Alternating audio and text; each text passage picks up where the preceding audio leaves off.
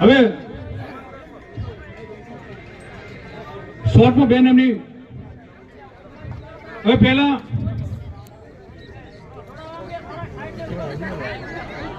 હું થરાથી આવું છું, મારું ગામ વડા અને મારે પાટણ ઓપરેશન કરાવ્યું હતું. એટલે કે મતલબ નાની ગાંઠ હતી મારે, એમાં પછી ડોક્ટરે આખું ગર્ભાશયનું ઓપરેશન કરી નાખ્યું છે.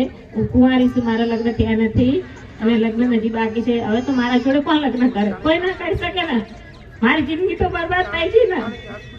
મને ન્યાય કોણ આપશે? પોલીસ સ્ટેશનમાં જઈ હું ખુદ પોલીસ સ્ટાફ જીઆરડીમાં નોકરી કરું, છતાંય મને ન્યાય નથી મળતો.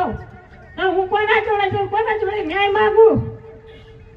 મારે બસ વિઘ્નેશ સાહેબને બે હાથ જોડે વિનંતી કરું કે મારે ન્યાય જોવે ને કે હું આજે આત્મહત્યા કરીશ કે ના જઈશ. હું આત્મહત્યા કરીશ સર.